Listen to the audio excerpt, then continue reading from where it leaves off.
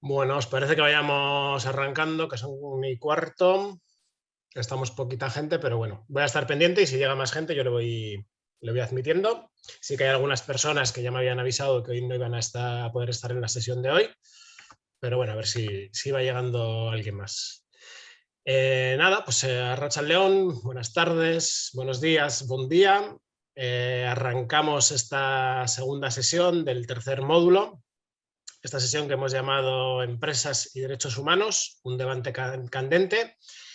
Y para ello tenemos hoy a dos personas de aquí, de la casa, a Erika González y Pedro Ramiro, que son parte de Paz con Dignidad y de OMAL, el Observatorio de Multinacionales en América Latina. Recordaros también, ya lo hemos comentado alguna vez, que el OMAL también forma parte de la campaña Desmontando el Poder Corporativa, que aglutina, bueno, es una coalición de más de 200 organizaciones y movimientos sociales, que, bueno, entre otras acciones, bueno, pues está poniendo en marcha el Tratado Internacional de los Pueblos y, bueno, pues diferentes acciones, ¿no? Y nada, va a comenzar Pedro hablando la sesión de hoy, continuará luego Erika y luego, como siempre, tendremos un espacio para las preguntas, un poquito de debate. Así que nada más por mi parte, agradeceros estar hoy con nosotras. Y Pedro, te paso la palabra. Vale, gracias Javi. Y nada, eso, buenas tardes a todas, a todos. Y la sesión de hoy, bueno, como se estaba poniendo ahí en el chat, va a estar basada en un informe que hemos publicado hace unos meses sobre la situación actual de los marcos regulatorios de empresas transnacionales y derechos humanos. Tenéis el enlace, los destacados de la web de OMAL y, bueno, os invito a consultarlo casi mejor cuando termine la sesión, casi mejor que ahora, porque si no, pues va a ser un poco spoiler de lo que vamos a contar, ¿no?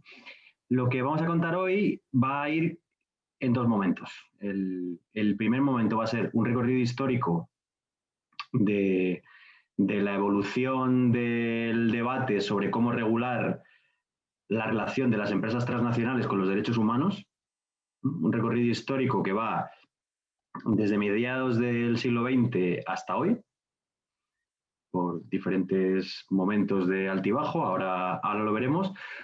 No vamos a centrarnos en analizar la asimetría normativa que hay en el marco internacional entre el cumplimiento de los derechos humanos y el cumplimiento de la lex mercatoria. Entendemos que eso ya lo habéis visto en sesiones anteriores del curso y que ya lo habéis trabajado y que ya, bueno, pues eso, habéis analizado cómo los derechos de las empresas transnacionales se tutelan a través de una normativa internacional basada en reglas de comercio y en normas vinculantes y de obligado cumplimiento, mientras que sus obligaciones en materia social, ambiental, laboral, o lo que es lo mismo, los derechos de las personas, de los pueblos y del medio ambiente, pues tienen muchas más dificultades para poder regularse, ¿no? Se suelen reenviar a las legislaciones nacionales que están ya desreguladas después de 50 años de neoliberalismo, o a un derecho internacional de los derechos humanos que es frágil, o a una responsabilidad social corporativa que es voluntaria, ¿no? Ese marco que ya habéis trabajado antes lo damos por analizado, y lo que nos vamos a centrar aquí es en ver, bueno, a partir de eso, ¿qué se puede hacer? ¿Qué posibilidades hay? Como digo, en ese primer momento voy a hacer yo el recorrido histórico de este debate, de la relación sobre empresas y derechos humanos en los marcos normativos a nivel internacional y también nacional. Y en un segundo momento, que ya le va a tocar a mi compañera Erika, vamos a detenernos en qué criterios, a nuestro entender, debería cumplir una normativa, tanto a nivel estatal, nacional, como a nivel internacional, para, bueno, para que fuera de carácter vinculante y fuerte y sirviera para controlar eficazmente a las empresas transnacionales en materia de derechos humanos y medio ambiente, ¿vale? ¿Qué criterios debería cumplir una normativa? ¿Qué 10 criterios? Hemos elaborado un marco teórico propio a partir del trabajo que hemos venido realizando en la campaña Desmantelando el Poder Corporativo y en alianza con otras organizaciones. Hemos desarrollado ese marco teórico con 10 criterios y en función de esos 10 criterios hemos analizado 7 iniciativas recientes de empresas y derechos humanos para ver hasta qué punto cumplen con esos criterios o no. O sea, las hemos evaluado para ver con qué parte nos quedamos, con qué parte no, sus límites, sus potencialidades, etcétera. Eso es lo que va a presentar Erika, que terminará también con algunas posibilidades alternativas, porque no solo hay posibilidades en el marco estatal, que es sobre todo de lo que vamos a hablar aquí, pero no solo. Al final daremos también algunas posibilidades, algunas propuestas más allá del marco estatal, con los pueblos como sujeto de un derecho desde abajo, más allá del derecho vinculado a los Estados-nación, que es el que conocemos, el dominante del derecho internacional. ¿Vale? Bueno, en ese orden empezamos entonces con lo que es un recorrido histórico por un debate que viene desde los años 70. La cuestión de cómo regular a las empresas transnacionales para obligarles a cumplir los derechos humanos por todo el mundo, aunque a veces nos pueda parecer que es un debate reciente, que las empresas transnacionales tienen mucho poder en la última década, en las 2 últimas décadas, en realidad es un debate que viene desde los años 70, desde principios de los años 70. Es un debate que se introdujo en Naciones Unidas a finales del año 1972. Ya el presidente de Chile, Salvador Allende, en un discurso, bueno, que os invito a consultar en internet, está disponible, que fue muy alabado internacionalmente en su momento, hablaba de cómo los estados, los gobiernos se enfrentaban a unos agentes transnacionales que operaban por todo el mundo, que tenían más poder que muchos estados, que incluso tenían ejércitos y muchas vías para implantar su poder en todo el mundo, ¿no? A través de esa alianza que había en los años 70 de los países no alineados, de los países del tercer mundo, también en aquel momento pues, estaba la Unión Soviética, se introdujo ese debate en el seno de Naciones Unidas. Ese discurso que hablaba antes de Allende era ante la Asamblea General de la ONU, que terminó aplaudiéndolo con todos los representantes de los países puestos en pie. Eso hizo que esa discusión llevó a que en el año 74 se crearan el Centro y la Comisión sobre Empresas Transnacionales en el seno de Naciones Unidas.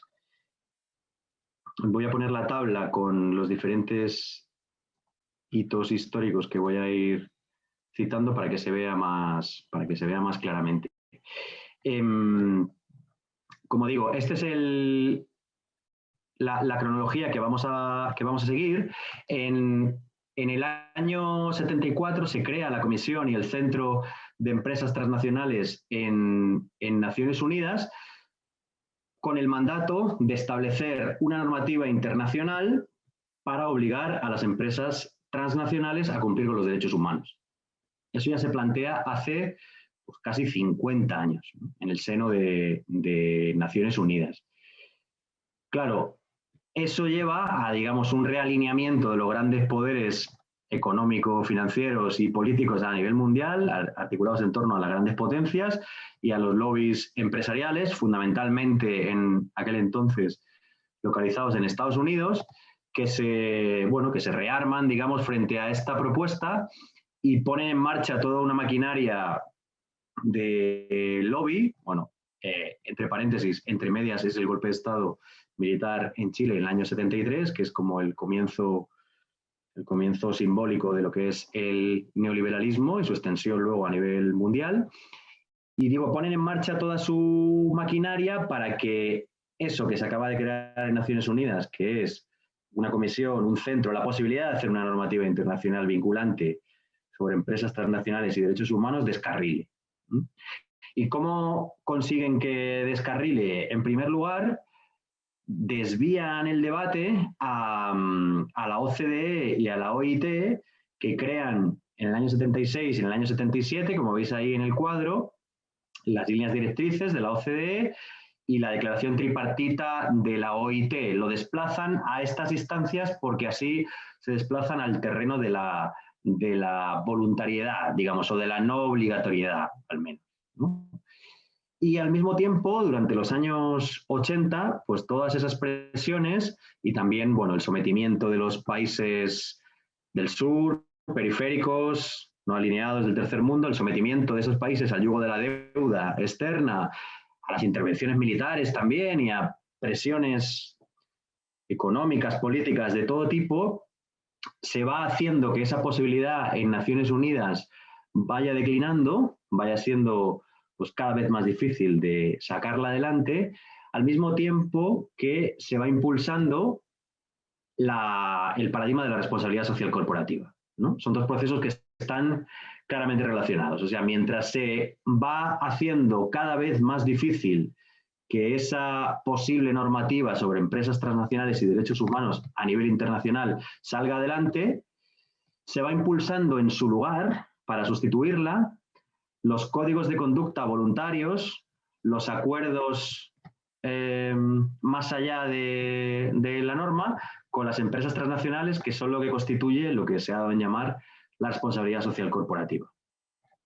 La responsabilidad social corporativa que tiene su principal momento fundacional, digamos, en el lanzamiento del Global Compact de Naciones Unidas en el año, la presentación, porque la firma del Global Compact oficial es en el año 2000, pero su presentación es en enero de 1999 en el Foro Económico Mundial en Davos, la reunión, ya sabéis, de los mayores millonarios del mundo en las montañas de Suiza, que esa presentación la hace Kofi Annan, el secretario general de Naciones Unidas, en el Foro Económico Mundial de Davos en 1999, en donde presenta este pacto mundial, el Global Compact de Naciones Unidas, que son 10 principios sobre derechos humanos, medio ambiente, derechos laborales y contra la corrupción, que de entrada firman toda una serie de grandes empresas y es avalado también por algunas grandes ONGs a nivel internacional y que se basa, que es la clave de la responsabilidad social corporativa, en la voluntariedad, en la unilateralidad y en la no exigibilidad jurídica. Eso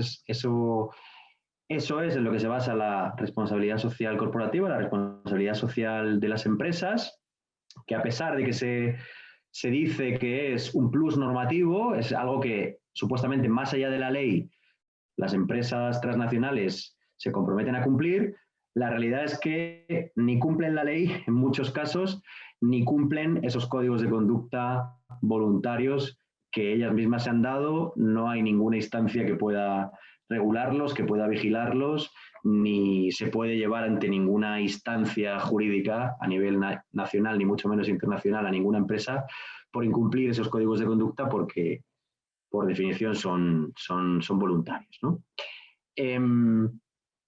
Esa responsabilidad social corporativa, que es avalada con el Global Compact por Naciones Unidas, hace que decaiga finalmente el centro y la comisión de empresas transnacionales, que son clausurados, que son cerrados a finales de los años 90 y ya nunca más se han vuelto a retomar y se han vuelto a existir.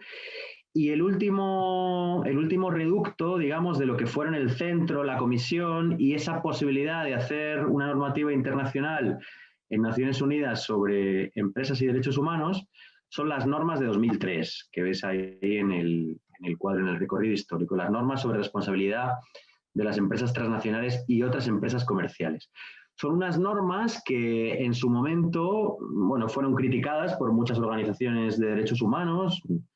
Nosotros mismos en su momento también las criticamos mucho, pero que luego, viendo la evolución del marco normativo a nivel internacional, casi que han mejorado con el paso del tiempo, ¿no? O sea, son unas normas que quedaron en un cajón, fueron promovidas por Naciones Unidas, están oficialmente publicadas y son unas normas de Naciones Unidas oficialmente vigentes, pero lo que pasó es que 2 años después, el secretario general de Naciones Unidas nombró a un representante especial sobre empresas transnacionales y derechos humanos, que era pues, un profesor de derecho que se llamaba John Ruggie. lo nombró con el mandato de superar esas normas de 2003 y llegar a establecer, bueno, pues otro marco normativo a nivel internacional sobre empresas y derechos humanos que no fuera que no comprometiera tanto a las empresas transnacionales como sí lo hacían las normas de 2003, ¿no? O sea, en la línea de los códigos de conducta y los acuerdos de responsabilidad social promovidos en 99-2000 con el Global Compact, y ante las críticas que había tenido Naciones Unidas por promover ese marco, para terminar de enterrar las normas de 2003 y dar otro paso adelante, se puso en marcha ese mandato del representante especial del secretario general, de John Ruggie, que concluyó en 2008 con su informe sobre el marco Proteger, Respetar y Remediar, y finalmente en 2011 con la aprobación de los principios rectores sobre empresas y derechos humanos, que son a día de hoy la norma de Naciones Unidas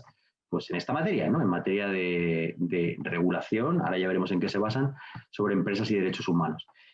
El marco se llama Proteger, Respetar y Remediar porque se basa en esas tres ideas, en que los estados tienen que proteger los derechos humanos, son los estados los que protegen los derechos humanos, son las empresas los que los respetan y son las instituciones nacionales e internacionales las que tienen que remediar ese daño y, bueno, y en cierto modo reparar a las víctimas de ese daño, ¿no? La realidad es que los principios rectores, a nuestro entender, son una sofisticación jurídica de la responsabilidad social corporativa. En ellos no se habla de voluntariedad, ya ese concepto, esa noción de voluntariedad como tal, no queda registrada en los principios rectores ni en los siguientes textos que vienen después, pero sigue partiendo del mismo concepto de la no obligatoriedad para las empresas transnacionales. Como se dice en el preámbulo, en el propio preámbulo de los principios rectores, no suponen nuevas obligaciones en materia de derecho internacional para las empresas. No contemplan ninguna nueva obligación a nivel internacional. A nuestro entender, son un perfeccionamiento discursivo para responder a las críticas y para tratar de contentar a diferentes sectores y hacer aparecer como que Naciones Unidas está preocupada por esta cuestión. Al mismo tiempo que esto pasa, con los cambios durante la primera década de este siglo, los cambios también en el orden internacional y la llegada a diferentes gobiernos, sobre todo en América Latina, de gobiernos progresistas, podríamos llamarlos así, hay un alineamiento de algunos países en el Consejo de Derechos Humanos de Naciones Unidas y al mismo tiempo hay una campaña internacional muy fuerte que entre otras plataformas, Desmantelando el Poder Corporativo, la campaña en la que nosotros formamos parte, estábamos también ahí y, como digo, hay esa alianza entre organizaciones sociales, plataformas de derechos humanos y algunos estados periféricos del sur global en el Consejo de Derechos Humanos para impulsar lo que finalmente sale adelante, una resolución de Naciones Unidas, lo que fue la resolución 26.9 del año 2014, para elaborar un instrumento internacional jurídicamente vinculante sobre empresas transnacionales y otras empresas con respecto a los derechos humanos. Esta resolución es aprobada finalmente por el Consejo de Derechos Humanos de la ONU en junio de 2014, con la oposición de las grandes potencias, de Estados Unidos, de la Unión Europea, con la abstención en aquel entonces de China y de Rusia, y con el voto a favor de muchos países del sur global y periféricos, sobre todo liderados por Ecuador y Sudáfrica, ¿no? Entonces, en 2014.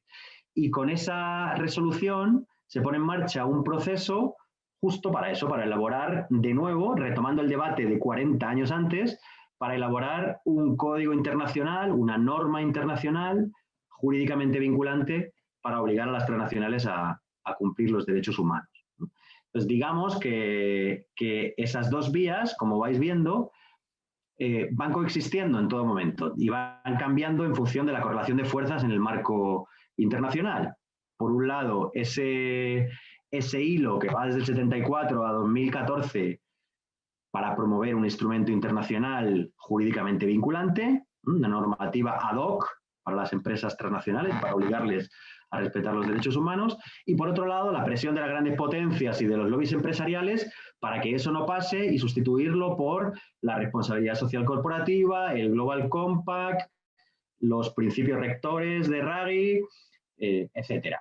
Esa pugna llega hasta nuestros días y los siguientes hitos que veis ahí en la tabla pues tienen que ver con esa tensión, ¿no?, entre normas vinculantes y códigos de conducta voluntarios. Bueno, y entre medias, alguna serie de normas y de marcos regulatorios que tienen, bueno, pues que están a caballo entre una cosa y otra y que tienen diferentes matices. La propia Unión Europea, a través de la Comisión, a través del Parlamento Europeo, ha puesto en marcha algunas normativas que son un cierto avance respecto a la responsabilidad social corporativa.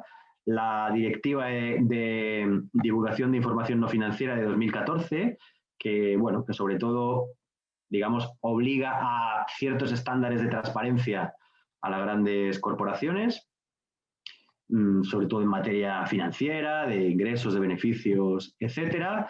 La normativa, el reglamento de 2017, que acaba de entrar ahora en vigor su aplicación para las obligaciones en la cadena de suministro de los minerales en zonas de conflicto, que también supone ciertos avances. Luego Erika analizará todas estas iniciativas en la comparativa que hemos hecho. También en 2017 hay una aprobación de una resolución en el Parlamento Europeo para las cadenas globales de suministro en el sector del textil, en una ponencia, en un informe que entonces lidera la eurodiputada Lola Sánchez, pero bueno, que no deja de ser una resolución del Parlamento Europeo que no es vinculante para la Comisión. Es como digamos, algo parecido a una proposición no de ley en el Parlamento estatal. Insta a la Comisión a hacer una serie de cosas, pero pues luego lamentablemente quedó ahí, la Comisión no lo ha recogido. Y ya, digamos, al final de ese recorrido internacional, tenemos que, por un lado, sigue avanzando el proceso en Naciones Unidas, en donde se van dando diferentes sesiones, una cada año, desde 2014 hasta hoy, una todos los años, en el mes de octubre, en donde se va avanzando en los debates y en donde se concreta en un texto sobre cómo podría ser ese instrumento internacional jurídicamente vinculante, que ya va por su segundo borrador, que se ha presentado el año pasado. Y al mismo tiempo, la Comisión Europea anuncia el año pasado, también en 2020, mientras se discute ese texto en Naciones Unidas, la Comisión Europea anuncia hace ahora más o menos un año que va a impulsar en 2021 una directiva europea sobre diligencia debida en materia de derechos humanos y medio ambiente para las empresas. Diligencia debida es un concepto que viene justamente de los principios rectores, que viene del marco proteger, respetar y remediar, y que, bueno, y que se basa en otra sofisticación jurídica más. Está muy bien articulada la idea de diligencia debida y es un avance en el texto respecto a los principios rectores, pero en la práctica, por decirlo así en un eslogan, luego si queréis en el debate podemos detenernos más en esto, pone en las empresas el deber de tener planes de vigilancia sobre su cadena de suministro y hacer que se respete a lo largo de la cadena de suministro. Hasta ahí, o sea, digamos, no hay un marco obligatorio normativo por el que se les pueda exigir más que eso, que tengan planes de riesgos, que los evalúen. Esa evaluación puede ser con consultoras y auditoras privadas y a lo que les obliga es a tener esos planes de evaluación de riesgos, ¿no? La debilidad de todo eso es qué pasa si se presentan unos planes de riesgos que están muy bien, que sobre el papel están fenomenal, pero que luego en la práctica derivan las responsabilidades de la empresa matriz a las subcontratas, a las empresas externalizadas, a los proveedores, a los contratistas, etc. O sea, por ponerlo en un ejemplo, si Inditex, Zara, tiene un plan de debida diligencia, de evaluación de riesgos en su cadena de suministro muy bueno, pero luego una de sus subcontratas en Marruecos o en Bangladesh opera en penosas condiciones laborales y muere gente, como así ha pasado ya, tanto en Marruecos como en Bangladesh, ¿se podría con esa directiva de diligencia debida a nivel europeo exigirle responsabilidades a la casa matriz, en este caso a Inditex o Zara? Nosotros creemos que no, que es muy complicado y que con eso no estaríamos avanzando en materia de derechos humanos. Pero ese debate es el que se está dando ahora mismo. Ya digo, mientras está la discusión en Naciones Unidas del Tratado Internacional vinculante sobre empresas y derechos humanos, una discusión que, todo hay que decirlo, con los años se va descafeinando cada vez más, se va alejando de lo que fue el mandato inicial de este grupo en 2014, pues también ha cambiado el gobierno ecuatoriano, han cambiado los gobiernos progresistas que estaban empujando este grupo de trabajo, esta resolución para llegar a un código internacional vinculante sobre empresas y derechos humanos. Esos gobiernos han ido cambiando. Al mismo tiempo, las grandes potencias han ido contrarrestando a nivel diplomático y a todos los niveles esa posibilidad. España también ha formado parte durante 3 años, entre el 17 y el 20, del Consejo de Derechos Humanos de Naciones Unidas, y como parte de la representación de la Unión Europea, pues ha desviado el debate y no le ha dado mucha bola, por decirlo así coloquialmente, a la cuestión del tratado vinculante, sino que lo ha ido desplazando a toda la cuestión de la diligencia debida, ¿no? Y mientras se va descafeinando esa posibilidad de una normativa internacional fuerte en la ONU, se impulsa esta directiva europea sobre diligencia debida. ¿En qué momento estamos ahora mismo, a día de hoy?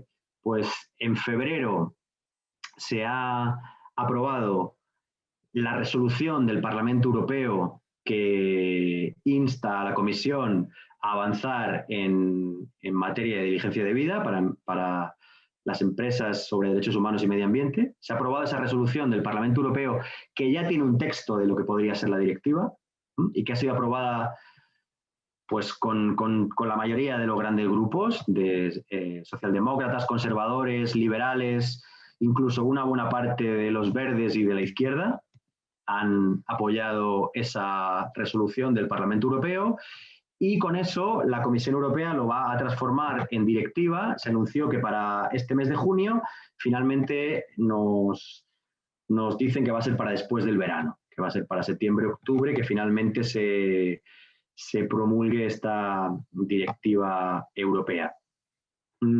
Con esto, la Comisión, la Unión Europea, y con esto voy terminando este primer momento de la sesión de hoy, con esto la Comisión Europea, la Unión, a nuestro entender, lo que quiere es terminar de neutralizar la posibilidad que se había retomado en 2014 de tener una normativa internacional fuerte para obligar a las grandes empresas a cumplir con los derechos humanos por todo el mundo.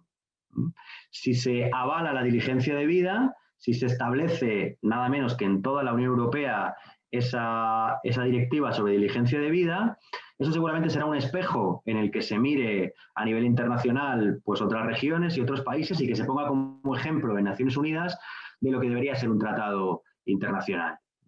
Pero como ponía antes con el ejemplo de lo que pueden ser las subcontratas del textil, a nuestro entender no supone un avance, porque sigue poniendo los Estados-nación el foco de la obligación del cumplimiento de los derechos humanos, no supone un avance en materia internacional. O sea, seguimos teniendo el problema de que una empresa con una casa matriz en Madrid, que opera a través de una empresa buzón en Holanda, pasa por un paraíso fiscal en el Caribe y termina teniendo una filial en Colombia. ¿Con qué legislación nacional le obligamos a cumplir con los derechos humanos? Ese velo corporativo que une toda esa cadena entre diferentes filiales, proveedores, empresas, ¿cómo lo rompemos? ¿Cómo hacemos pues, lo que sucede en realidad? ¿Cómo hacemos efectivo en términos legales que eso es una unidad económica? Que esa arquitectura de empresas, filiales, proveedores y contratistas responde a un único centro, a un único mando y que debería responsabilizarse a sus directivos y a sus propietarios de sus impactos sobre los derechos humanos. Bueno, ese debate, como digo, sigue estando ahí. Ahora mismo se está dando. De hecho, dentro de unos días, el próximo lunes, por si os interesa ampliar este debate, tendremos un conversatorio con eurodiputados y eurodiputadas del grupo de la izquierda. Algunos de ellas han votado a favor de esta directiva europea de diligencia de vida, otros se han abstenido. Tendremos un debate para analizar con posiciones diferentes si es un avance o no tanto esta directiva europea desde el punto de vista de los derechos humanos y de las organizaciones sociales, que llevamos años exigiendo normas vinculantes para las grandes empresas. Y al mismo tiempo en la ONU sigue ese debate sobre un tratado fuerte. Todavía es posible incidir en ese proceso, cada vez es más difícil, es verdad, cada vez, bueno, pues gana terreno la posibilidad de que se queden unos principios rectores plus, de que se quede en lo que es la diligencia de vida, ¿no? En hacer norma la unilateralidad empresarial, en no hacer nuevas obligaciones para estas compañías, pero aún estamos a tiempo. Desde la campaña global Desmantelando el Poder Corporativo y otras plataformas sociales, estamos tratando de incidir en los gobiernos y también a nivel internacional y tratar de ampliar la campaña para que siga habiendo esa posibilidad de normas fuertes a nivel internacional. Al mismo tiempo, y con esto ya le paso el testigo a Erika, ha habido diferentes avances regulatorios a nivel estatal. A ver si puedo ponerlo. Aquí está. A nivel estatal, pues sobre todo a nivel español hay algunos antecedentes en la Ley de Responsabilidad Medioambiental del año 2007, pero que no se ha usado prácticamente para la responsabilidad exterior de las grandes empresas, aunque ahí se podría hacer algo con esa normativa. Hay algunos antecedentes en Reino Unido, en Francia, sobre lo que son leyes relativas al deber de vigilancia que suponen algunos avances. Y también en los últimos años ha habido una iniciativa en Suiza para introducir una modificación constitucional para que las empresas con matriz en Suiza cumplan por igual con los derechos humanos, tanto en ese país como en sus actividades en el extranjero. Esa iniciativa ha sido finalmente rechazada a finales del año pasado, pero creemos que podemos aprender bastante de ella para futuras iniciativas por aquí y, sobre todo, un espejo en el que sería bueno mirarse es una iniciativa que se ha venido trabajando en Cataluña por parte de las organizaciones sociales y ONGs agrupadas en la FEDE y también en la Taula por Colombia sobre empresas y derechos humanos, que ha logrado impulsar una propuesta de ley. Es una propuesta de ley, está aprobada su tramitación parlamentaria, de momento solo hasta ahí, para crear un centro catalán sobre empresas y derechos humanos. Esa posibilidad, que veremos para dónde va su tramitación parlamentaria, que ya está aprobada, creemos que es bastante útil, que supone ciertos avances, como a continuación dirá Erika, y que incluso en algunos otros territorios, como en Euskadi, ¿no? Ahora mismo se está impulsando centros parecidos. También, ¿por qué no?, un centro vasco sobre empresas y derechos humanos que pudiera mirarse en el espejo del centro catalán y que pudiera suponer, pues bueno, ciertos avances para controlar a las empresas desde la institucionalidad, también a nivel subestatal, ¿no?, a nivel en el marco nacional. Bueno, estas son como las diferentes posibilidades que hay. El recorrido histórico, como veis, paralelo siempre en esa tensión entre voluntariedad y obligatoriedad, entre normas fuertes y sofisticaciones jurídicas que haga parecer que se hace algo, pero en realidad no se avanza mucho. Y con esto, pues hemos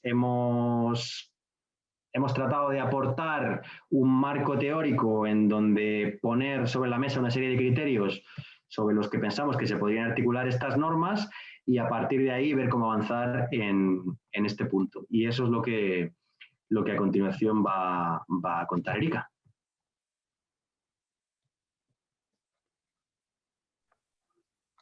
Buenas, pues eso, fenomenal. Dejamos de...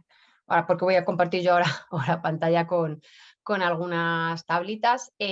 Para hacerme una idea también de los tiempos, no creo que me pase, pero bueno, por si acaso, si me lo decís, porque no creo que pueda ver el chat cuando se comparte pantalla, directamente decirme cuando pasen 20 minutos que ya han pasado 20 minutos. Y así no nos enrollamos y damos pie un poco bueno, a mayores o mayor número de participación, o sea, que la gente diga un poco qué preguntas o qué aportaciones tiene en relación a este tema, ¿no? Y también en relación a lo que habéis ido viendo en el curso, pues muy relacionado con ese poder, esa impunidad de las empresas transnacionales y esa violación sistemática de los derechos humanos. Vamos a ver si por aquí yo creo, ¿no? Esto sería, ahí sí veis el cuadro, ¿no? Bueno, como ha planteado Pedro, prácticamente todo este contenido viene de un informe que hemos publicado este año y que, bueno, como ha señalado, también lo vamos a presentar el próximo lunes. Y es este que veis ahí en relación a pues, empresas y derechos humanos y cuál es la situación actual según los marcos regulatorios que hay ahora mismo, que son los que ha ido comentando Pedro, y las propuestas, ¿no? En ese contexto, viendo precisamente esas cuestiones que ha ido abordando de cuáles son los ejes de impunidad de las empresas transnacionales, cómo no existen contrapesos suficientes, ¿no?, a la lex mercatoria, como además no existen normas o regulaciones que sean capaces de abordar la complejidad de los grandes conglomerados transnacionales, ¿no?, la dificultad de responsabilizar a la matriz por los impactos y la violación de derechos humanos que tiene a lo largo de su cadena de valor. Bueno, pues las propuestas relacionadas con normas sobre empresas transnacionales y derechos humanos, creemos que tienen que tener una serie de ideas clave, una serie de criterios, condiciones para que esas regulaciones, esas propuestas de normas puedan ser eficaces a la hora de acudir a aquellas cuestiones que apuntalan esa impunidad de las empresas transnacionales. Estos criterios, estas ideas clave, que aquí las vamos a presentar, a explicar brevemente, provienen pues del trabajo que hemos ido realizando durante mucho tiempo en la campaña Desmantelando el Poder Corporativo y que, bueno, pues también las hemos puesto a jugar o las hemos puesto sobre la mesa en los debates que se han tenido en Naciones Unidas, en las reuniones que se han ido dando, que comentaba Pedro, para la elaboración de ese instrumento vinculante para empresas transnacionales y derechos humanos, ¿no? En todo ese acumulado hemos ido creando este marco teórico.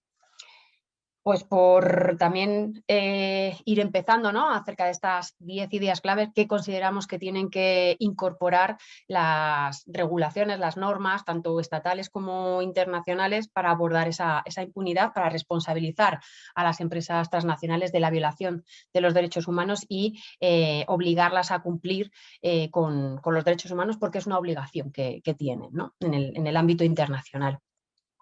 Pues en un primer punto está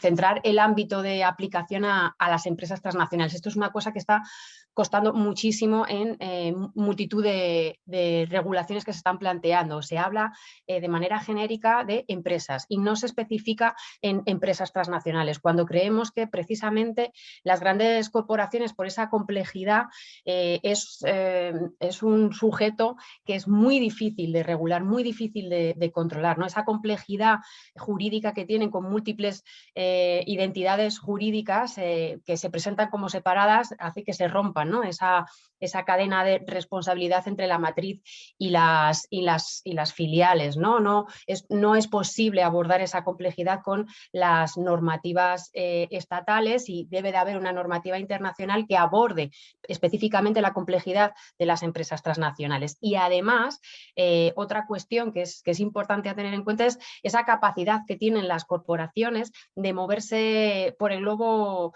de una manera rápida y sin ningún tipo de trabas, ¿no? Si en un país se produce una presión social suficiente como para modificar el marco regulatorio legislativo que haga incrementar la protección, ¿no?, de los derechos sociales, de los impuestos, de los derechos laborales, de la protección ambiental, pues fácilmente las empresas transnacionales lo que hacen es pues buscar salir de ese país y buscar aquellos otros países con marcos regulatorios mucho más laxos y mucho más beneficiosos para ellas, ¿no? más atractivos para incrementar en lo posible las ganancias, ¿no? De manera que, bueno, pues precisamente esa complejidad y esa capacidad de moverse por todo el globo es una cuestión que se tiene que abordar con una regulación internacional y nacional que se especifique sobre estas empresas transnacionales.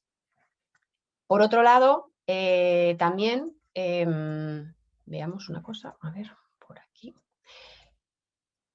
Bueno, por otro lado, también un segundo punto que vemos importante es impulsar normativas vinculantes frente a los acuerdos voluntarios, ¿no? Un poco lo que ha ido explicando Pedro, ¿no? de esa disyuntiva, de ese debate que se ha sostenido desde la década de los 90, de la voluntariedad frente a la obligatoriedad, ¿no?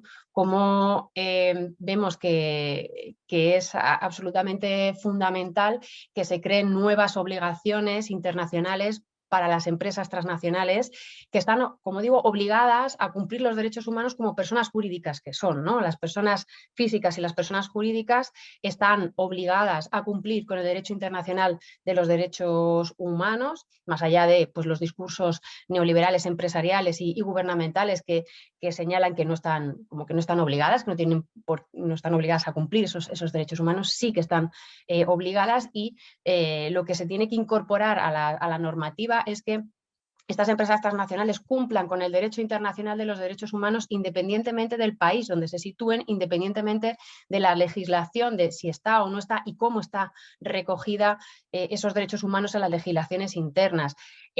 Cualquier empresa transnacional tiene que cumplir los derechos humanos independientemente de si está en China, en Sudáfrica, en Congo, en Argentina, en España o en Estados Unidos, ¿no? O sea, en ese sentido es bueno, pues fundamental el incorporar esas nuevas obligaciones internacionales que señalen esa obligación, independientemente de donde se sitúe la empresa transnacional y su cadena de valor, a cumplir con los derechos humanos. Y además se tienen que señalar una serie de obligaciones específicas para las empresas transnacionales, ¿no? Y algunos ejemplos, pues, claros, que serían la prohibición de cometer, ser cómplice o estar relacionado con cualquier tipo de crimen de lesa humanidad, ¿no? Ya sea el genocidio, la tortura, las desapariciones o desplazamientos que se producen, que habéis visto, ¿no? en el caso de los megaproyectos, ejecuciones y violaciones de derecho internacional humanitario que también se producen de manera sistemática cuando las empresas transnacionales pues, funcionan, por ejemplo, en territorios ocupados, en zonas de conflicto, etcétera, ¿no? El no contratar milicias privadas ni utilizar fuerzas de seguridad privada fuera del recinto de la empresa, o, por supuesto, respetar todas aquellas disposiciones, ¿no? y leyes internacionales y nacionales que prohíben discriminaciones por motivo, pues, sea de raza, de sexo, de religión, de opinión política, de nacionalidad, etcétera, ¿no? La pertenencia a un pueblo indígena, afrodescendiente, etcétera, ¿no? Estas son algunas cuestiones de obligaciones específicas que consideramos se tienen que incorporar a las normativas y en el cual se quede muy claro que las empresas transnacionales tienen que respetar el principio de primacía de los derechos humanos y el interés público sobre los intereses económicos privados. Y en ese aspecto, entraría, digamos, el tercer punto, ¿no? Que es reafirmar esa primacía, ¿no?, de los derechos humanos sobre los tratados comerciales y de inversión, ¿no? Como vemos que el derecho internacional está compuesto de una serie de normas de carácter imperativo, y si vamos, por ejemplo, a la Convención de Viena de Derecho de Tratados, vemos que hay un artículo, que es el artículo 53, que dice que las normas imperativas no pueden derogarse, no pueden eliminarse, ni pueden ser subordinadas y contradecirse con otras normas que no son de carácter imperativo. Y estas normas que no son de carácter imperativo son las normas de comercio e inversión. Por tanto, el derecho internacional de los derechos humanos, el derecho internacional del trabajo, el derecho ambiental, es en una pirámide normativa, está en la cúspide, y por lo tanto no puede subordinarse a esas normas de comercio e inversión. Ahora mismo está esa pirámide invertida, y lo que hay que hacer es situar esos derechos humanos en esa cúspide de la pirámide normativa, ¿no? El cuarto criterio, la cuarta idea clave es detallar esas obligaciones extraterritoriales, y ya, digamos, como poniendo el foco en los estados. Nuestros estados tienen la obligación de respetar, de proteger y de hacer cumplir con los derechos humanos, ya sean civiles, políticos, económicos, sociales, culturales, ambientales, colectivos, todas las generaciones, ¿no?, de derechos humanos. Está obligada a que se cumplan tanto dentro de su territorio como fuera de su territorio, y más si son agentes, ¿no?, que tienen pues esa personalidad jurídica, las matrices, dentro de su territorio. Aunque aquí también habría que apuntar la idea de la jurisdicción universal, ¿no?, como esa jurisdicción universal que hace a los estados responsables del cumplimiento de los derechos humanos tanto dentro como fuera de su territorio, pues ha sido en el caso español muy cercenada, muy bloqueada y limitada. Y bueno, pues otra de las propuestas en este ámbito jurídico es volver a impulsar y fortalecer esa idea de jurisdicción universal, ¿no? A través, bueno, lo comentamos después por si no lo conocéis o si queréis conocerlos más, los principios Madrid-Buenos Aires, ¿no?, que es como un nuevo intento de impulsar esa jurisdicción universal, esa justicia universal, ¿no? En quinto lugar, la quinta idea clave que marcamos es incluir las responsabilidades de las instituciones y los organismos nacionales e internacionales, y poniendo mucho el ojo en las instituciones económico-financieras internacionales, ¿no?, como el Fondo Monetario Internacional, el Banco Mundial, la Organización Mundial del Comercio, como sus políticas de ajuste, sus préstamos condicionados y otro tipo de obligaciones hacia los estados hace que creen una armadura jurídica que hace que los estados tengan que violar derechos humanos sí o sí, ¿no?, a través de estas políticas. De manera que, bueno, pues la propia actividad de estas instituciones, que en este caso serían internacionales las que he citado, pero también podríamos hablar de otras instituciones estatales, incluso regionales, ¿no?, subestatales, que también impulsan este tipo de políticas, también habría que hacerlas responsables, porque con este tipo de políticas que se están promoviendo, pues está llevando a cabo una serie de conductas ilícitas, una serie de violación de derechos humanos, pues a través también de la financiación, la falta de control o supervisión, ¿no?, que hay de ese tipo de proyectos, financiación, medidas, etcétera, ¿no? Entonces, vemos que es muy importante incluir disposiciones relativas a la obligación de estas instituciones, ¿no? En sexto lugar, el establecer la doble responsabilidad, ¿no?, la de las empresas y la de los directivos de estas compañías. No es tan difícil establecer esa responsabilidad administrativa, civil y penal de los directivos como personas físicas, ¿no? De hecho, pues la Corte Penal Internacional puede juzgar a personas físicas de gobiernos que han violado o que han cometido crímenes internacionales. No está tan claro, o no se incorporan en todas las legislaciones. De hecho, bueno, pues probablemente no haya muchas legislaciones de países que incorporen dentro del Código Penal que las empresas, que las personas jurídicas también son responsables de los delitos que se están cometiendo. Y lo que aquí se plantea es que cuando se produce la violación de derechos humanos sean responsables tanto los directivos que han ordenado tomado y han diseñado esas estrategias, esas medidas que han producido en la empresa transnacional la violación de derechos humanos, tanto ellas como la propia empresa como estructura, como instrumento que ha generado esa violación de derechos humanos, y que esos impactos socioecológicos pues, están en la raíz de esos beneficios, o sea que además esa violación de derechos humanos está asociada o conlleva la generación de beneficios o ganancias para la empresa transnacional, para los propietarios de esa empresa y para los directivos especialmente, ¿no? Entonces, bueno, pues como estas empresas tienen que ser como personas jurídicas también responsables desde el punto de vista administrativo, civil, y en el caso de que se cometan delitos o crímenes, pues también que sean responsables desde el punto de vista penal, ¿no? En el punto 7, en la idea clave 7, también vemos la importancia de avanzar en la exigibilidad, la justiciabilidad y la transparencia. Vemos que esto es un aspecto clave, ¿no? Hay un elemento muy importante que es imprescindible para avanzar en frenar para frenar la impunidad de las empresas transnacionales, y es que no existen mecanismos para la aplicación de los derechos humanos. No hay instancias que obliguen realmente, que tengan dientes, como dicen algunos juristas, para obligar a las empresas transnacionales y a sus directivos a cumplir con los derechos humanos, ¿no? Puede haber, incluso sin ser deterioradas las legislaciones nacionales con políticas neoliberales, simplemente con que no exista ninguna instancia para hacer cumplir con estas normas, que no se pueda haber, no hay una instancia donde poder denunciar, que esas instancias no funcionen o que se alarguen los procesos infinitamente, que no tenga ningún tipo de consecuencia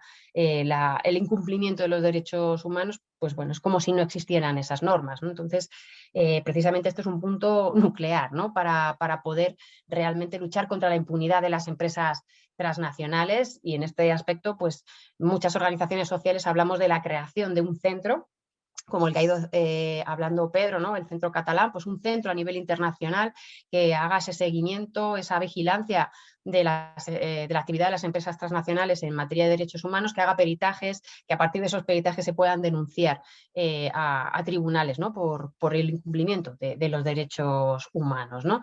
Y en ese sentido, la necesidad de la creación de una corte, de un tribunal internacional que pueda juzgar tanto a las empresas transnacionales como a sus directivos por la violación de los derechos humanos, ¿no? No existe ese tribunal. En su momento se hablaba del Tribunal Penal Internacional, pero en el momento de la creación no se recogió la posibilidad de denunciar a las empresas transnacionales ni sus directivos, ¿no? Pues bueno, crear una instancia de estas características para hacer responsables a estos agentes de los conflictos, de los impactos socioecológicos graves que están produciendo, ¿no? Una octava idea es también mejorar las vías de acceso a la justicia y la reparación de las personas afectadas, de las comunidades y las personas afectadas que están sufriendo los abusos de la empresa transnacional. Tienen que ser reparadas para que realmente se cumplan, ¿no? los derechos humanos, para que tengan sentido en la práctica, ¿no? Y en este aspecto sí que vemos hay algunos aspectos que hay que tener en cuenta a la hora de generar esas reparaciones, ¿no? Y que se han visto también con los procesos que las comunidades, que las luchas han intentado llevar, ¿no? Frente a la violación de derechos humanos, pues cómo se han topado con dificultades que para poder solucionarlas es necesario, por ejemplo, que se dé la gratuidad del proceso de reparación o de judicialización de estas empresas, la posibilidad de generar recursos colectivos, no solo individuales.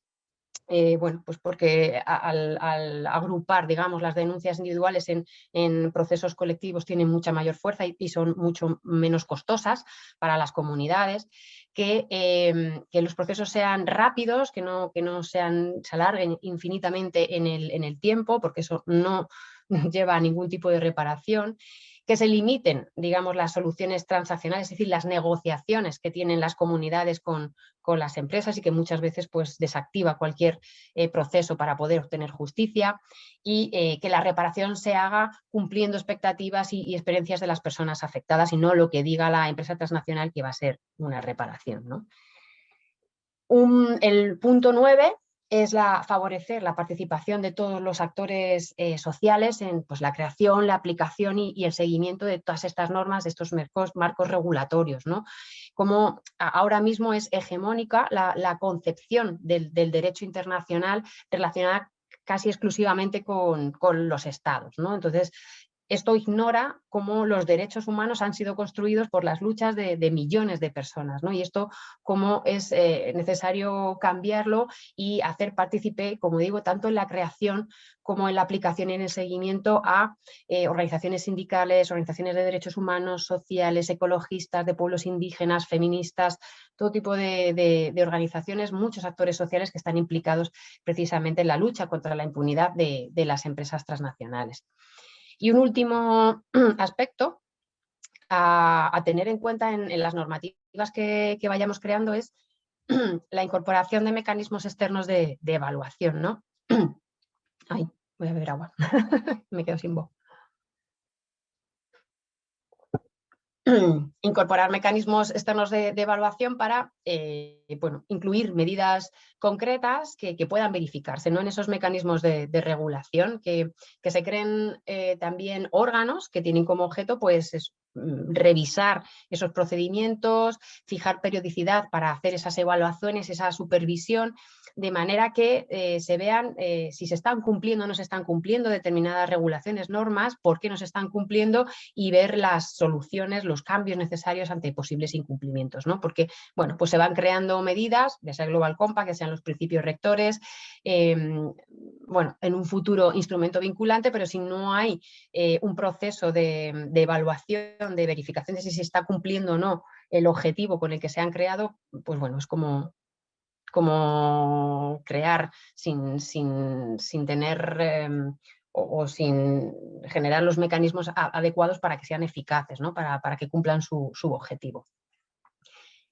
Este sería el marco teórico que hemos creado y el porqué, ¿no? De esas ideas clave a incorporar en las normativas que se vayan creando para hacerlas efectivas a la hora de exigir a las empresas transnacionales a cumplir con los derechos humanos y, en el caso de que no lo cumplan, hacerlas responsables, ya digo, desde la vía administrativa hasta la vía penal, ¿no?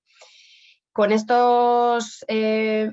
con este marco lo que hemos hecho ha sido aplicar esas 10 ideas clave a diferentes propuestas de regulación que ha ido citando Pedro, pero bueno, no a todas las que ha ido hablando, sino algunas de ellas que hemos considerado pues, interesantes porque recogen bueno, tanto el ámbito internacional como el ámbito estatal y en concreto pues, una que ha sido impulsada, que es la catalana, ¿no? Y ver un poco, bueno, qué es lo que se produce, ¿no? ¿Qué grado de eficacia tienen en función de estas 10 ideas clave cada una de las propuestas que hacemos.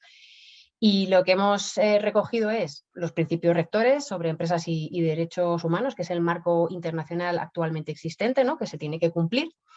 Y el instrumento internacional vinculante sobre empresas transnacionales y otras empresas relacionada con los derechos humanos, que es el que se está elaborando en Naciones Unidas, ¿no? Esto es desde el ámbito internacional. A nivel de la Unión Europea, algunas de las normas que ya están aprobadas, como la diligencia debida en la cadena de suministro de minerales en zonas de conflicto y la directiva sobre divulgación de información no financiera. En el ámbito estatal, también una que ha sido aprobada, que es la ley sobre el deber de vigilancia de Francia, y la iniciativa de negocios responsables de Suiza, que también ha citado por ahí Pedro, ¿no? Y por último, en el marco estatal, el Centro sobre Empresas y Derechos Humanos de Cataluña. Bueno, voy así una por una, no sé qué tiempo me queda porque me he enrollado mucho en los criterios. Pues vas ahora, Erika, como 20 minutos, pero bueno, tienes 10 minutitos más, tranquila. Bueno. Sí, por favor. Así que dale. Sí. Bueno, pues voy así con cierta rapidez. Nosotros hemos hecho una comparativa con esos, aquí veis, ¿no? A ver si sale la flechita, bien. Las 10 ideas clave con cada una de las propuestas o de las regulaciones que existen, ¿no? El rojo es que que no se cumple, aunque aquí no se ve bien, pero el rojo es que no se cumple, el amarillo es un cumplimiento medio de esa idea clave y el verde es que, bueno, pues está incorporada de manera adecuada o que nosotros consideramos que está incorporada de manera adecuada, ¿no? En el caso de los principios rectores, pues fundamentalmente no cumple ninguna de las ideas clave que hemos estado explicando, únicamente en la parte de reparación, ¿no? En el marco de RAGI de proteger, respetar, remediar, digamos que la parte de remediar está un poquito mejor desarrollada, pero vamos, no incorpora la idea ni de reparación ni de acceso a la justicia que están exigiendo las comunidades, ¿no? Y por eso está en amarillo, y en amarillo también porque estos principios rectores o las Naciones Unidas tienen un proceso abierto que hacen encuentros anuales, ahí como sí, un foro anual en donde pues, pueden acudir también las organizaciones sociales de derechos humanos a nivel global para, bueno, pues decir el que se cumple, que no se cumple, como que modificar para que se cumpla. De ahí a que lo incorporen esos cambios a los principios rectores hay una eternidad. Por eso lo hemos puesto también en amarillo. Hay un espacio donde las organizaciones pueden decir esto no se está cumpliendo, esto no sirve para nada, pero bueno, en amarillo porque eso no va a tener como resultado el cambio de los principios rectores hacia un marco que sea más eficaz, ¿no? Pasamos al tratado vinculante. Lo que hemos tomado es el último borrador que se está trabajando, y en este borrador, que puede ser susceptible de empeorar aún más o no, en función de la presión social que se haga, pero bueno, también es verdad que la relación de fuerzas es muy desfavorable para las organizaciones de derechos humanos y organizaciones sociales, y aquí vemos como tampoco vemos que, bueno, pues que se incorporen de manera adecuada las 10 ideas clave, ¿no? Como al principio sí que del planteamiento de la resolución, ¿no? De la creación del grupo intergubernamental en Naciones Unidas, sí que se hablaba de centrar el ámbito exclusivamente en las empresas transnacionales, y se ha ido desdibujando por la presión de la Unión Europea y de los lobbies empresariales, ¿no? Y de ahora mismo se incluyen o pueden incluirse muchas empresas que no son empresas transnacionales, o no se dice de manera clara, ¿no? No está tampoco claro que esas nuevas obligaciones en derecho internacional no se explicitan tampoco de esta manera. Sí que se refuerza, digamos, y por eso lo ponemos también por aquí en amarillo, ¿no? De detallar las obligaciones extraterritoriales, y se hace un esfuerzo en incrementar, digamos, los mecanismos de los estados para hacer responsables a las empresas transnacionales, también con obligaciones extraterritoriales, y en ese sentido sí que avanza, ¿no? Con normas vinculantes, pero no crea nuevas obligaciones que haga que las empresas transnacionales cumplan con los derechos humanos independientemente del país donde se sitúe, ¿no? En ningún caso se reafirma la primacía de los derechos humanos sobre los tratados de comercio e inversión, aunque en los primeros borradores sí, en el primer borrador sí que se planteaba, eso lo han eliminado. Por supuesto, tampoco se incluye nada relacionado con la responsabilidad de organismos nacionales e internacionales. La doble responsabilidad internacional de empresas y directivos pues también queda muy desdibujada, muy ambigua. Cuestión que creo que también estaba planteada en el primer borrador, pero ha ido desapareciendo. Igual en el caso de la exigibilidad, justiciabilidad y transparencia, no hay instancias como las que he citado. O sea, existe, creo que es un comité de revisión de las cuestiones que se abordan, pero nada realmente eficaz, ¿no? De la misma manera que los principios rectores, también el tratado vinculante hace una atención especial a mejorar las vías de acceso a la justicia y reparación, que en el caso de este tratado pues es algo positivo, de lo único prácticamente muy positivo que tiene el tratado, pero para todo lo demás pues no, ni mecanismos de evaluación, y la participación un poco de la misma manera, ¿no? En las reuniones anuales que se está dando de ese grupo intergubernamental está la participación de las organizaciones de derechos humanos y sociales, pero nuestra voz que se escucha ahí no tiene ningún tipo de reflejo en lo que se está trabajando. En el caso de minerales en zonas de conflicto, bueno, pues como planteaba Pedro, realmente es una norma que es positiva porque, bueno, pues es una norma de carácter vinculante sobre empresas transnacionales que tienen que responsabilizarse de lo que ocurra a lo largo de su cadena de valor y más en zonas de conflicto. El problema es que es una norma que se refiere a la diligencia debida, es decir, no se prohíbe que se importe a la Unión Europea minerales que han sido extraídos en zonas de conflicto, que sería la manera de evitar que estén manchados de sangre. No, lo que se hace es que estas empresas que importan ese tipo de minerales tengan un informe de diligencia debida en el que se contemplen cuáles son los riesgos y que vean cuáles son las medidas para evitarlos, minimizarlos o repararlos, ¿no? Entonces, también en ese sentido, bueno, pues no es como, bueno, como creemos, ¿no? Además son de muy pocos minerales, ¿no? Aquí, efectivamente, sí se centran en empresas transnacionales y su cadena de valor, pero bueno, en el resto de puntos, como veis, pues no se está cumpliendo, ¿no? Y el que no se detallen obligaciones extraterritoriales es porque se da, o sea, el grado de detalle sobre qué tiene que incorporar esos informes, qué medidas tienen que tomar las empresas para que realmente cumplan con derechos humanos, se deja de manera muy vaga, muy general, y las empresas pueden decir lo que quieran, ¿no? Realmente no se está detallando esas obligaciones extraterritoriales, ni mucho menos se está avanzando en la exigibilidad o justiciabilidad, ¿no?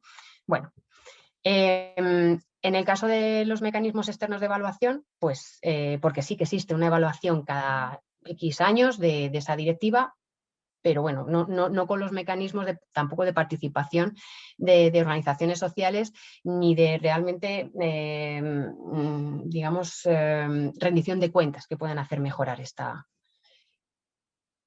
directiva. En el caso de la información no financiera, realmente sería un paso para la transparencia, pero no...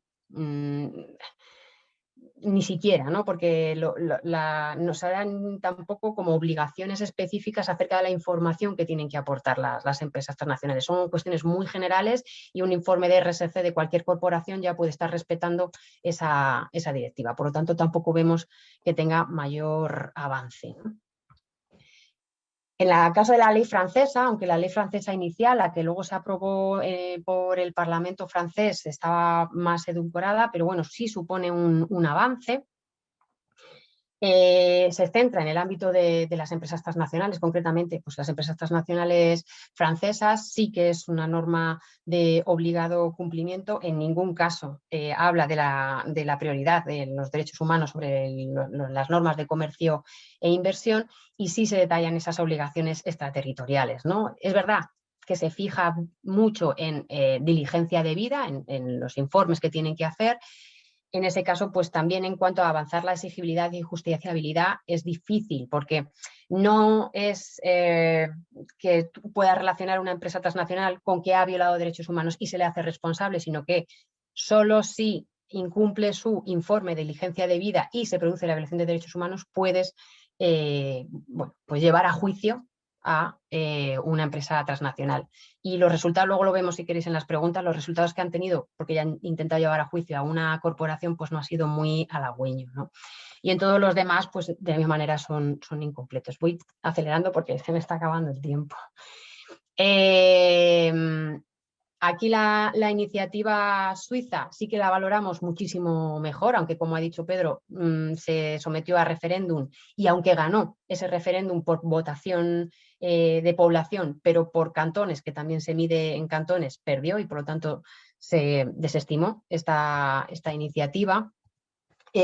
Fue un avance muy importante, que es una pena que se haya caído, porque lo que hacía era directamente, en este caso, sí obligar, o sea, sí responsabilizar a las empresas transnacionales por violar derechos humanos. Es verdad que a través de la diligencia debida, pero la empresa transnacional tiene que demostrar que efectivamente ha ido cumpliendo todas las cuestiones de diligencia debida para que un juez le pueda decir, pues efectivamente no eres responsable. No cae sobre las organizaciones sociales el demostrar que lo ha incumplido, sino a la empresa transnacional.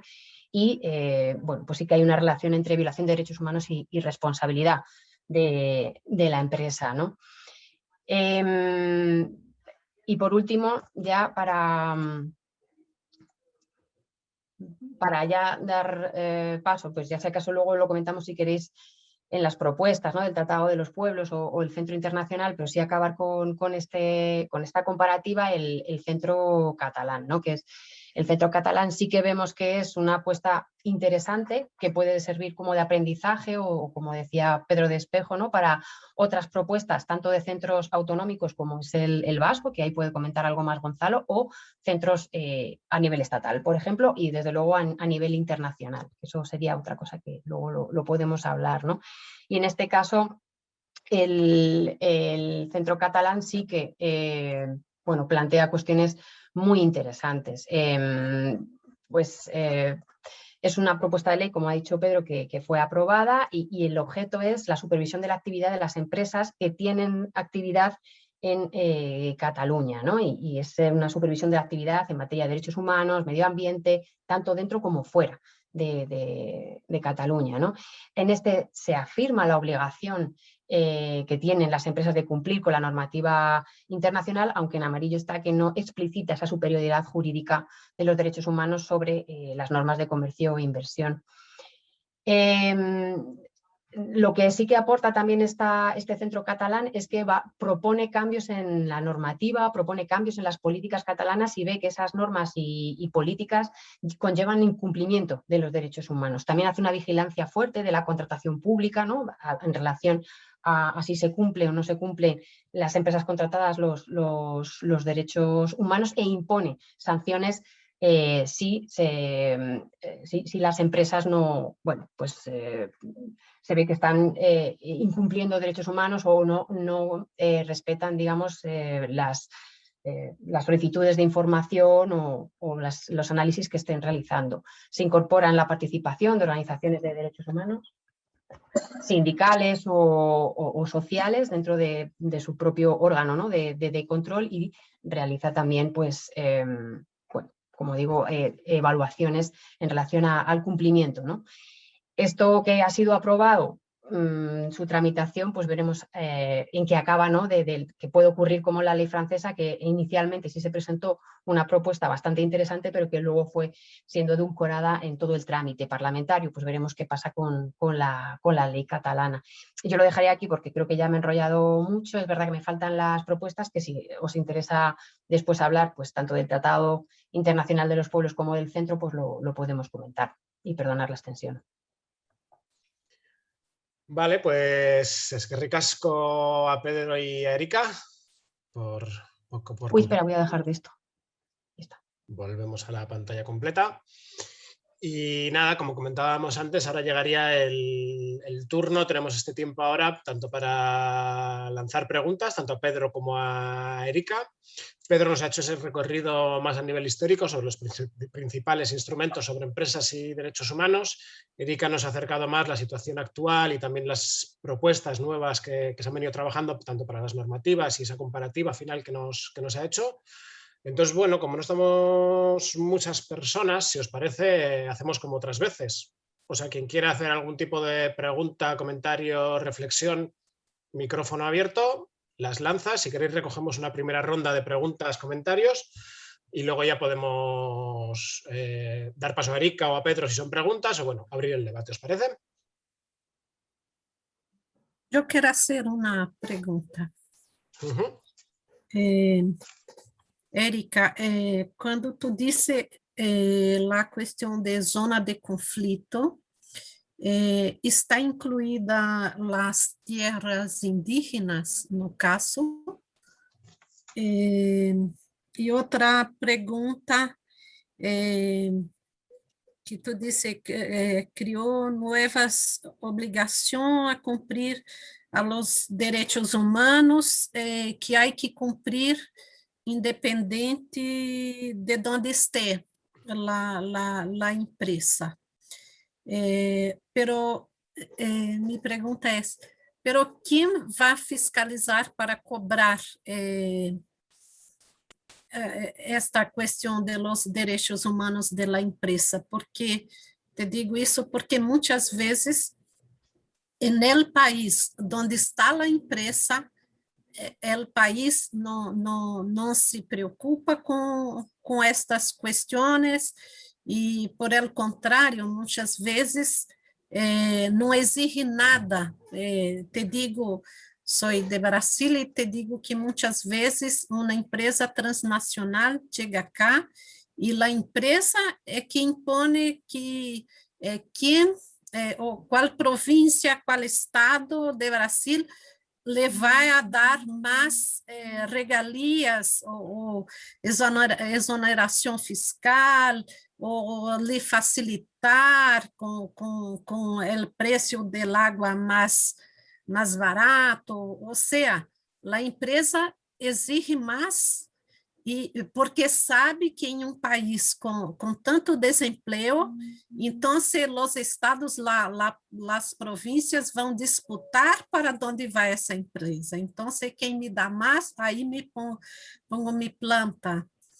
Não sei se me entende porque hablo um portunhol, pero essa coisa que às vezes uno se sente impotente frente ao poder destas corporações e frente a los governos, a necessidade e a necessidade que o país aceite essa empresa. Já vou terminar para dar um exemplo, um único exemplo que me acordo acá de Brasil, de exigência. Por exemplo, quando estava o governo do PT no Rio Grande do Sul, uma província, um estado de Brasil, este governo exigiu do Carrefour, que é uma empresa transnacional francesa, que para se instalar aí nesta cidade, teria que contratar pessoas negras, pero não poderia ser contratar pessoas negras para limpeza, onde sempre os contratam. Teria que contratar pessoas negras em puestos mais altos da empresa. Então, isso foi um acordo que o governo hizo com o Carrefour neste momento, pero nem todos os estados, províncias, fazem qualquer exigência, dependendo do governo que esteja nessa província, muito por el contrário, não exige nada e sim, lhe dá vantagem para se poner sua planta nesta província. Assim que, incluso acá em Brasil, às vezes há uma disputa, uma empresa se quer poner, um oferece mais, outro oferece mais, então, os direitos humanos, a questão ambiental nunca está posta como algo fundamental para que esta empresa se instale. Ai, desculpe porque passei um pouco.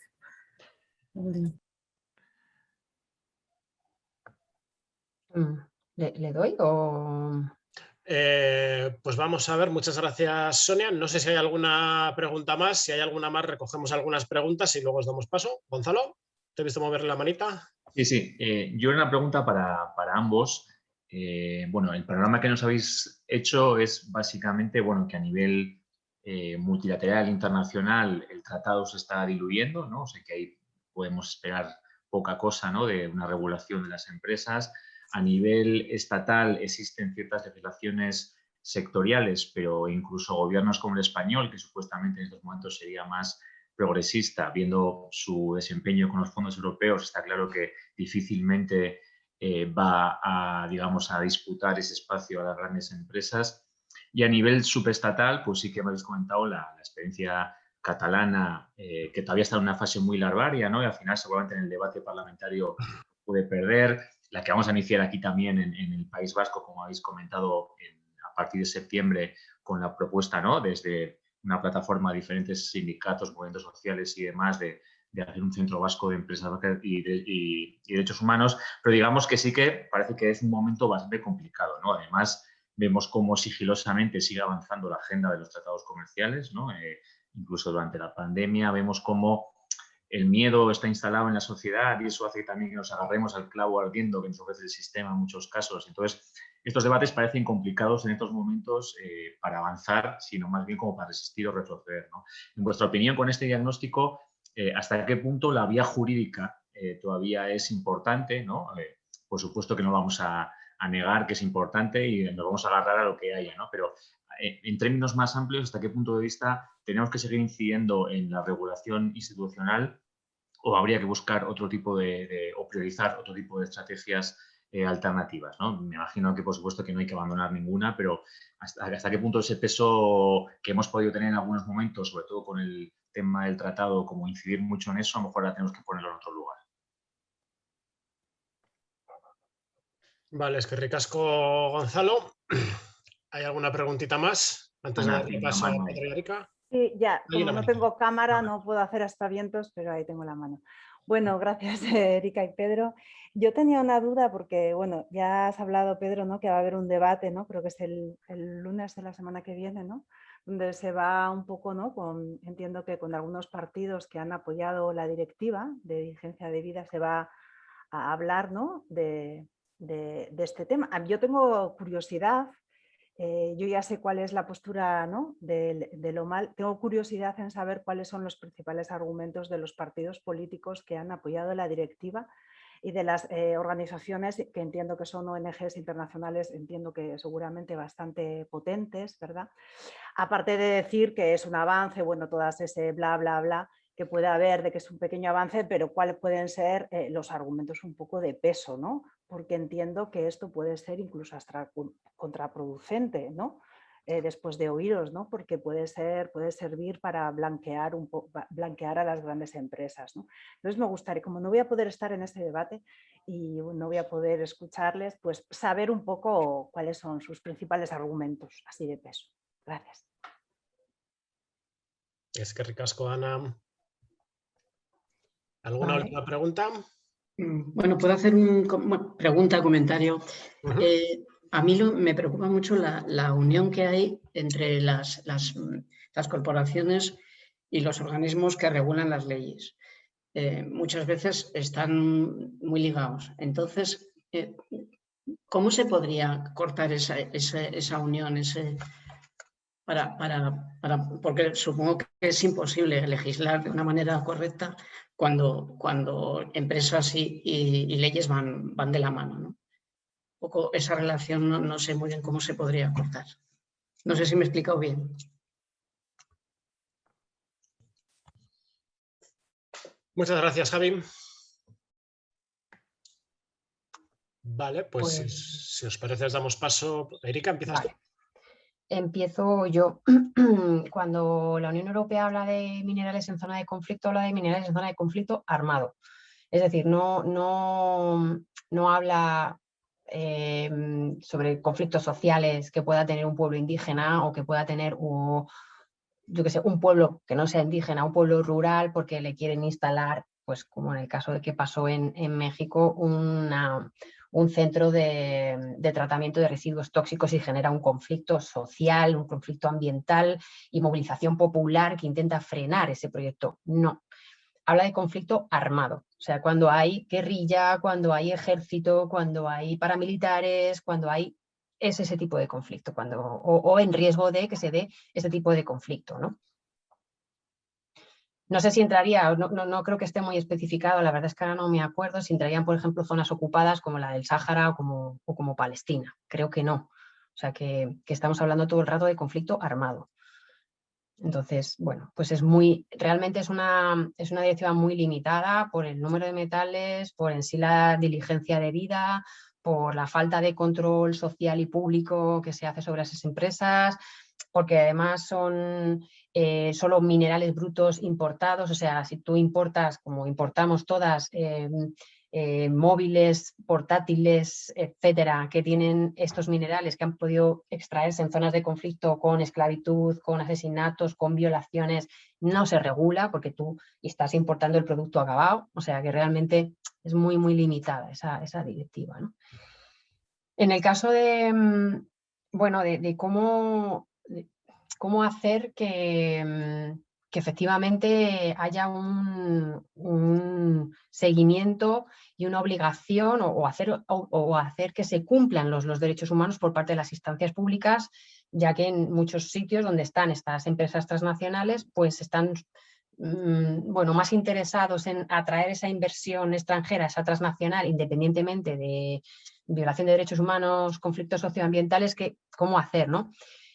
Por eso, pues precisamente en relación a eso, pues en las articulaciones amplias como la campaña Desmantelando el Poder Corporativo, hemos trabajado el que haya diferentes ámbitos donde exigir esa obligación, ¿no? No solo dejar a las comunidades afectadas que se embarquen en o incidencia política presionando a los gobiernos, movilización social o eso, procesos judiciales eternos que no sirven para nada, sino que, por ejemplo, que las comunidades afectadas por Repsol puedan acudir, o sea, es nuestra, digamos, como a lo que nosotros lo que queremos aspirar es que puedan acudir al Estado español a denunciar a Repsol en España, ¿no? Que sea ese otro ámbito jurisdiccional, que es la de la matriz, y que se la pueda hacer responsable por la violación de derechos humanos que tiene, por ejemplo, en Argentina, en Perú, en Bolivia, etcétera. O cuando hablaba Pedro de Rana Plaza o de Tánger, poder hacer que las personas afectadas, familiares y trabajadoras que han sido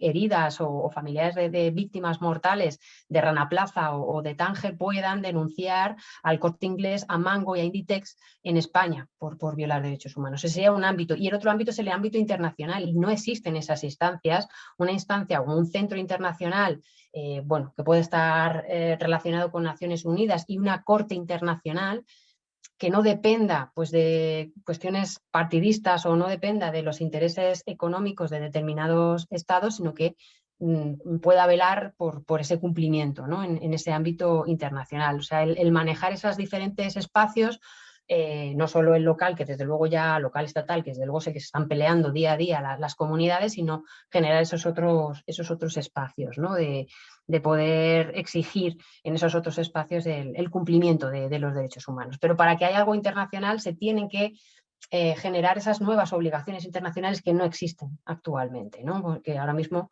se reenvían a esas legislaciones nacionales que están tremendamente deterioradas y a expensas de esas instituciones que has comentado, Sonia, y que hace que pues, su ausencia de actividad o supervisión, o más bien todo lo contrario, complicidad con las empresas transnacionales para el incumplimiento o violación de derechos humanos, pues hace que la impunidad pues, sea máxima, ¿no? Entonces, bueno, serían esos, no sé si me he explicado, pero bueno, serían un poco esos, el intentar ver en qué espacios se puedan dar, que no sea solo el del local o nacional, ¿no? ¿Qué más?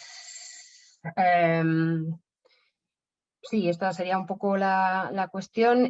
Cuando has hablado, ¿no? del acuerdo que han llegado un estado concreto, un sitio concreto con una empresa transnacional concreta acerca ¿no? del contrato de personas negras.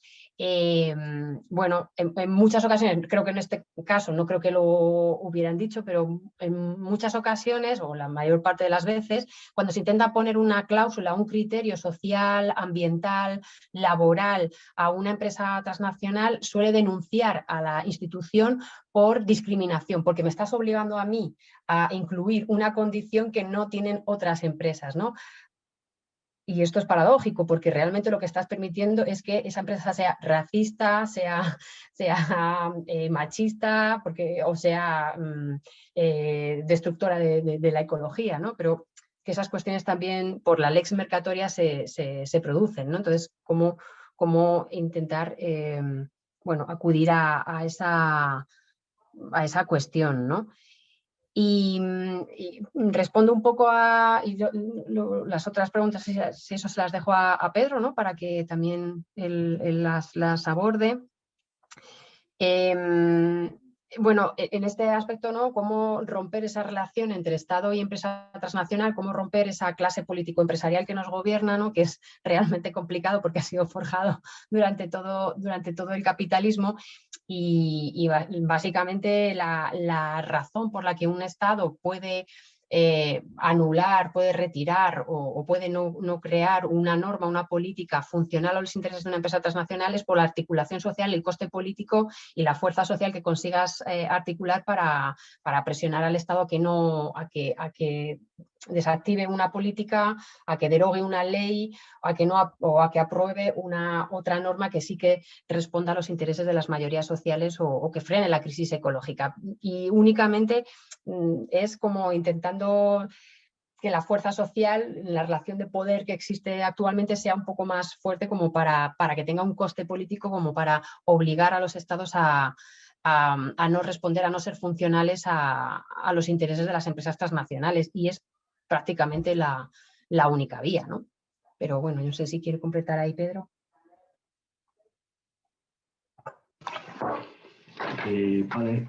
Bueno, hay como dos grandes cosas, ¿no? Por un lado lo que preguntaba Gonzalo y por otro lo que preguntaba Ana, así de lo que quedaba por contestar.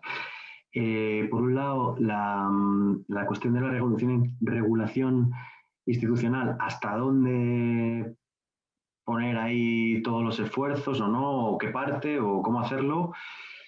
Bueno, yo creo que lo hemos analizado también en lo mal, ¿no? Durante un ciclo que podríamos decir entre 2014-15 y 2019, pues ha habido posibilidades reales de incidir en lo institucional. No quiere decir que se hayan conseguido, o sí, en algunos casos, pero digamos esas posibilidades eran reales. Eran reales tanto en el tratado, tanto en el debate de Naciones Unidas, como a nivel autonómico, municipal, descentralizado en el Estado español, ¿no? O sea, por un lado, el debate en Naciones Unidas, liderado por Ecuador y a su rebufo Sudáfrica, Bolivia y algunos otros países, había posibilidades de incidir en eso. La primera, la resolución 26.9 es lo que veníamos demandando desde la campaña hace mucho tiempo. O sea, ahí, por ejemplo, el punto número 1 del marco teórico nuestro, que es poner el foco en las empresas transnacionales, no en todas las empresas. Esa resolución está enfocada en las empresas transnacionales, ¿no? Luego, con el tiempo, se ha ido descafeinando, pero, digamos, en un principio estaba esa posibilidad. Y también en el ciclo de, pongámosle las etiquetas que queramos, gobiernos del cambio, municipalismo, lo que sea, en el ciclo 2015-19 hubo, bueno, pues toda una serie de ayuntamientos en el Estado español y también algunas posibilidades en gobiernos autonómicos de incidir en normas que sirvieran efectivamente para controlar el capital transnacional. Eso, dicho así con un panorama muy general, obviamente con un montón de excepciones, pues digamos que ya fue, y ya fue sin resultados magros.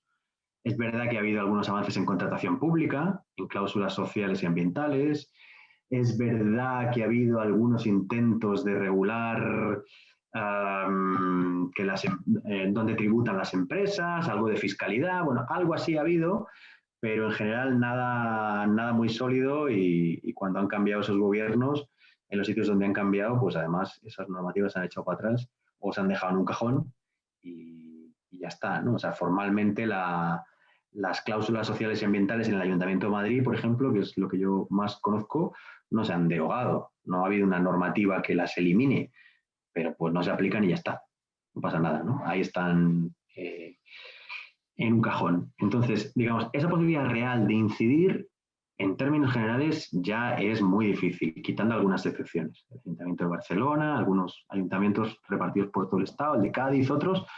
Esas posibilidades reales ya son pequeñas. Y eso unido, digamos, a la cierta decepción, frustración, etcétera, que ha supuesto poner un montón de esfuerzos en la incidencia institucional con unos resultados, por decirlo suavemente, pequeños, pues hace que seguramente la vía institucional judicial esté ahora mismo, pues no sea un elemento para centrar los esfuerzos, ¿no? ¿Por qué nosotros seguimos diciendo que conviene ir por esa vía? Pues por una cuestión de varios aspectos. Una pedagógica, de sensibilización, de formación, de pedagogía política. No renunciamos al espacio institucional como un espacio de producción de normativas en favor de las mayorías sociales y del medio ambiente. No renunciar a eso, pues seguramente no es la vía, pero es una vía más donde ir. Y al mismo tiempo, porque creemos que tiene sentido en un contexto en donde se está regulando fuertemente en favor del poder corporativo en muchos aspectos, seguir exigiendo como eslogan esa posibilidad de normas reales, aunque en la práctica esas normas van siendo, la posibilidad de que salgan son cada vez más descafeinadas y cada vez está más difícil, pero creemos que todavía tiene sentido exigirlo. Pero además, todavía es una forma de construir alianzas contra el poder corporativo. Ahora mismo en la campaña Desmantelando el Poder Corporativo, la posibilidad de incidir es cada vez menor, pero las posibilidades de alianzas se están recuperando, ¿no? Se están recuperando con movimientos y organizaciones sociales de todo el mundo, y creemos que eso en sí mismo vale la pena. O sea, el proceso más que el resultado. El resultado en Naciones Unidas, que es otro proceso que conocemos bien, pues seguramente es muy cuestionable. Es una vía que desde el principio estaba claro que iba a ser difícil que llegara a algún sitio, y que si llegaba, imaginemos que ese código sale adelante y que no está mal, luego lo tienen que ratificar los países. Si los países no lo ratifican, ese código no vale para nada. O sea, en términos prácticos es muy complicado. Uno puede conseguir una Corte Penal Internacional para juzgar los crímenes de lesa humanidad por todo el mundo, y luego en la práctica Estados Unidos no lo firma, las grandes potencias pasan de ello y solo sirve para juzgar a 4 gobernantes periféricos de países africanos y demás, y no al resto del mundo, ¿no? Cuando se están produciendo violaciones de derechos humanos flagrantes por todos lados. O sea, su concreción práctica es muy difícil, incluso aunque saliera adelante, pero nos metemos en esto pues como un ejercicio de pedagogía política, de alianzas, de construcción de redes, básicamente, de construcción de redes contrahegemónicas, y creemos que ahí debemos seguir estando. Pero que al mismo tiempo es verdad que hay que balancear que no es ni mucho menos la única vía, ¿no? Y que además la vía jurídica sin la vía político-social no tiene ningún sentido. O sea, solo como una pelea de tribunales, de despachos de abogados y de técnica jurídica no tiene ningún sentido. Tiene el sentido en el momento en que se apropian de ello las organizaciones sociales, sindicales, políticas y las comunidades en resistencia. En ese sentido es pues una herramienta más, como pueden ser cursos como este, publicaciones, charlas, foros y otro montón de cosas. Sobre la directiva europea, lo que preguntaba...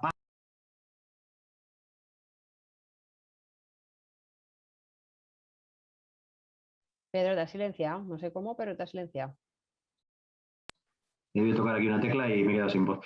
Decía que estaba poniendo aquí, que he puesto en el chat el enlace al artículo del Salto que hemos publicado hace unas semanas analizando la Directiva Europea de Diligencia de Vida y con referencias a las posiciones de otras ONGs y partidos. Por eso, en parte, es lo que preguntaba Ana, ¿no? ¿Cuáles son las diferencias que podríamos tener con otros grupos progresistas, alineados con la izquierda social y política, de derechos humanos, etcétera? Bueno, ahí hay las organizaciones agrupadas en torno a la ECCJ, la European Coalition for Corporate Justice, en donde está pues Oxfam, Amnistía Internacional, Amigos de la Tierra Europa, bueno, y otras grandes ONGs progresistas, ambientalistas de derechos humanos, son favorables a esta directiva europea, ¿no? Han estado en el impulso de esta directiva desde el principio. Han estado peleando con el Comisario Europeo de Justicia porque esto saliera adelante, y han estado en todo el proceso. Y lo que analizan desde el ECCJ es que la normativa es insuficiente, que tiene muchos aspectos a mejorar, pero que es un paso adelante, ¿no? Es lo que vienen a decir. Bueno, la normativa todavía no sabemos cuál es. Lo que estamos analizando ahora mismo es la resolución del Parlamento Europeo, el informe Wolters, un informe votado por amplia mayoría en el Parlamento Europeo, del que se va a derivar la directiva, pero todavía esa directiva, la Comisión Europea la puede aligerar, descafeinar, de hecho lo va a hacer, está recibiendo presiones empresariales para eso, para que sea todavía más ligera, ¿no? Pero incluso suponiendo que sea la resolución aprobada en el Parlamento Europeo, bueno, nosotros ponemos el acento en que es absolutamente insuficiente porque la herramienta de control son los planes de riesgo empresariales, los planes de evaluación unilaterales que presentan las empresas y a partir de ahí se articula todo lo demás.